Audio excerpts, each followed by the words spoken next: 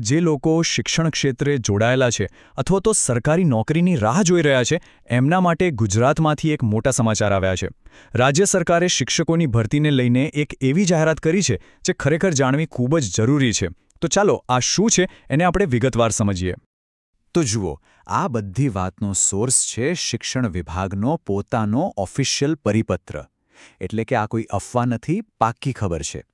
અને આ ખાલી એક સામાન્ય જાહેરાત નથી, પણ એક એવી નવી પોલિસી છે જે આખા રાજ્યની શાળાઓ પર બહુ મોટી અસર કરી શકે છે. તો આખી વાતનો સાર એ છે કે સરકારે ફાઇનલી શિક્ષકોની ભરતીની જાહેરાત કરી દીધી છે, જેની ખરેખર ઘણા લાંબા સમયથી રાહ જોવાઈ રહી હતી. અને આ તક ખાસ કરીને એવા ઉમેદવારો માટે છે જેમણે 12મું ધોરણ અને પીટીસી કમ્પ્લીટ કર્યું હોય. એટલે જો કોઈએ આ લાયકાત પૂરી કરી હોય તો એમના માટે આ ખરેખર કામની વાત છે. પણ સવાલ એ થાય છે કે અચાનક આ નિર્ણય લેવાની જરૂર કેમ પડી? આની પાછળનું કારણ શું છે? આનો જવાબ આપણને રાજ્યની શાળાઓની જે અત્યારની હાલત છે એમાં જ મળી જાય છે. જો આની પાછળ મુખ્યત્વે 2 કારણો છે. પહેલું તો એ કે રાજ્યની ઘણી બધી શાળાઓમાં લાંબા સમયથી શિક્ષકોની જગ્યા ખાલી પડી છે. અને બીજું, જે સૌથી વધારે જરૂરી છે, એ છે કે શિક્ષકોની અછતને કારણે બાળકોનું ભણતર ના બગડે, એમનું ભવિષ્ય સુરક્ષિત રહે એ જોવાની જવાબદારી છે. તો આ જે શિક્ષકોની અછત છે એને પૂરી કરવા માટે સરકારનો નવો પ્લાન શું છે? ચાલો એને સમજીએ. સરકારે આના માટે એક નવો રસ્તો કાઢ્યો છે: સ્થાનિક સ્તરે ભરતી. હવે આનો મતલબ શું? આ એકદમ નવો કોન્સેપ્ટ છે, જ્યાં ભરતીનો પાવર સેન્ટ્રલ લેવલથી હટાવીને સીધો જ સ્કૂલોને આપી દેવામાં આવ્યો છે.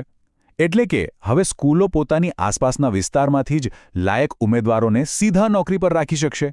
અને હા, એક વાત ખાસ નોટ કરવા જેવી છે કે આ નવી પોલિસી આખા ગુજરાતની ગુજરાતી મીડિયમ સ્કૂલો માટે છે.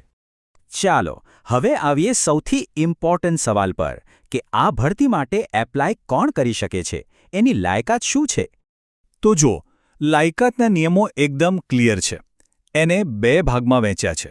જો ધોરણ 1 થી 5માં ભણાવવું હોય તો ઉમેદવારે 12મું ધોરણ એટલે કે HSC પાસ કરેલું હોવું જોઈએ અને સાથે પીટીસીનું સર્ટિફિકેટ હોવું જોઈએ.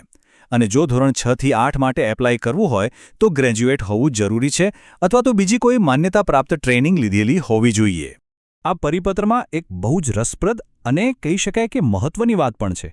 એમાં લખ્યું છે કે માની લો કે કોઈ વિસ્તારમાં યોગ્ય લાયકાતવાળા ઉમેદવાર મળતા જ નથી, તો એવા કેસમાં નિયમોમાં થોડી છૂટછાટ આપી શકાશે. આ એક સ્માર્ટ મૂવ છે, જેથી કોઈ પણ સ્કૂલ શિક્ષક વગરની ના રહી જાય.